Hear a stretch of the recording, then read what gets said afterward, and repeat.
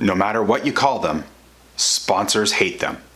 Gold, silver, bronze, ruby, adamantium, platinum, major, medium, minor, tiered sponsorship levels and preset benefits are the scourge of sponsorship sales.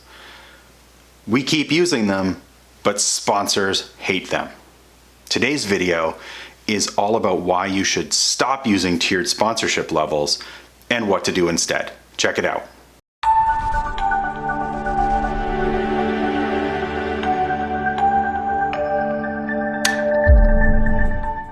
Hey everyone, my name's Chris Bayless, President and CEO of the Sponsorship Collective. And before we dive in, make sure you hit the subscribe button and click the bell icon so you get updates every time we make a new video.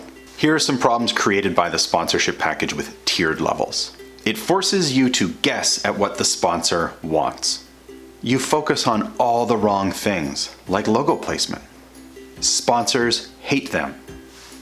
They don't see tiered levels as neutral. They despise them. If you're getting sponsorship with a tiered sponsorship package, you're getting sponsorship in spite of your tiers, not because of them. Tiered sponsorship packages send the impression that you're not willing to customize. And when you're selling big ticket sponsorship, which is a marketing, a business-to-business investment, you must be able to customize. And that sentence you put right at the end of your proposal, if you don't see anything you like, just give me a call and we'll create something custom, that doesn't cut it. A willingness to do custom if people refuse to buy something from the tiered package doesn't count. Creating tiered sponsorship levels is a huge time waste. And if you are in a position where you have a committee or a board of directors, you know they love to discuss for weeks and months on end what assets gold gets versus silver versus bronze. The problem is everyone is completely guessing, no one has any idea, and it eats up time. It wastes months that you should be out there talking to your prospects.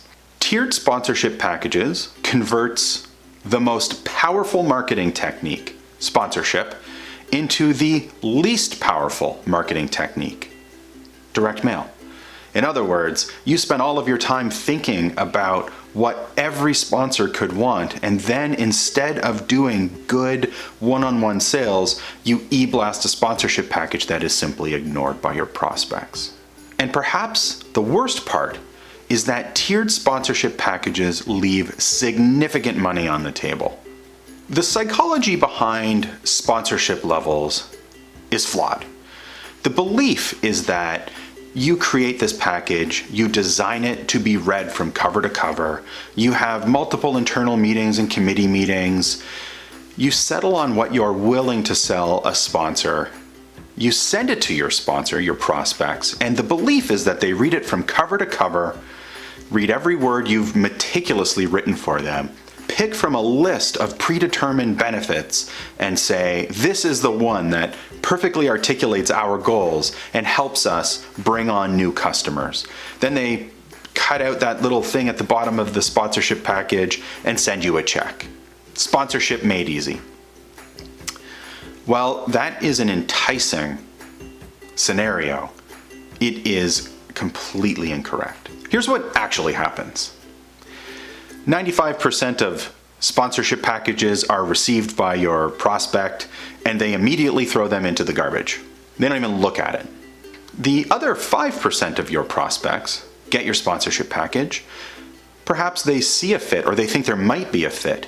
And so they quickly flip through your sponsorship pitch deck, your sponsorship proposal, in hopes that you'll describe their audience in some ways that you can work together and give them the information they need to determine whether or not it's worth having a phone call with you. You're very unlikely to simply sell sponsorship from a package. And if you do, you are leaving a lot of money on the table. So that other 5% of sponsors leaf through your sponsorship package only to see that you have no audience data, you don't know what your value is, and you're forcing them to buy a bunch of assets they don't want anyway, and then they throw your package in the garbage. Predetermined, preset tiered sponsorship levels is a guarantee that your sponsorship package is going to be thrown out 99% of the time. So what do you offer instead of tiered sponsorship packages? Well, you already know that I believe you should have significant information all about your audience. So that's a given. What else should you have? Activation ideas. Describe interesting activations, experiential opportunities, things that you can do that make your audience happy, that connects them to your sponsor in meaningful ways. Another speech, another logo, another e-blast is not going to add anyone value. Not you, not the sponsor, and not your audience. Case studies. Include case studies in your sponsorship package. Show examples of how you worked with companies and ways that you helped those companies achieve their goals. Ways that you measured the outcomes of your sponsorship opportunities on behalf of those companies. Show that you're actually a marketing partner and do that through case studies. Now, one tactic that I like to use if every one of our sponsors gets the same benefits, right? So everyone gets their logo on our website.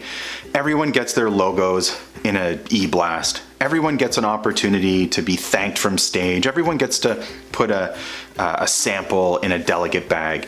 If there are 10 or 20 assets that I'm offering every single sponsor, rather than creating a complicated grid with little check marks with all the things that each sponsor gets, I simply make a list of all of the benefits that are common to all sponsorship.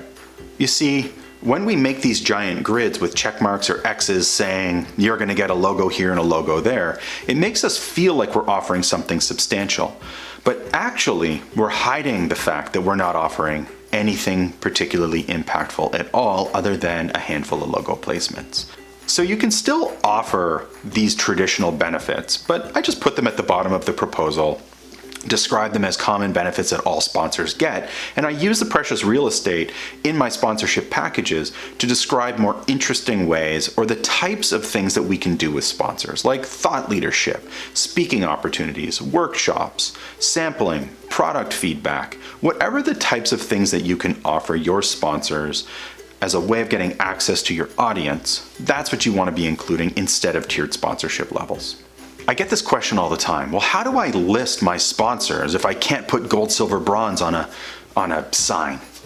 Well, I'm sorry to tell you this, but the word gold, silver, or bronze above your sponsor's logo does nothing for your sponsor. It does nothing for your audience. And as a firm that does valuations every single day, we assign no increase in value to a logo placed under the word gold versus silver versus bronze. So if you've promised to list 20 sponsors on a sign, just put their logos on a sign. No one's going to look at it anyway, except for your sponsors. Spend your time on customization and not creating arbitrary levels. I think that sometimes we create these complicated grids and sponsorship packages to hide the fact that actually we're stuck. We're not talking to sponsors, we're not prospecting, we're not doing the meaningful work to move our sponsorship program ahead. And so we focus on these very internal processes to make us feel like we're moving forward. Unfortunately, it's a distraction. Get out there and talk to your sponsors. Build something custom just for them. And remember, the sponsorship package does not make the sale. You do. Good luck out there.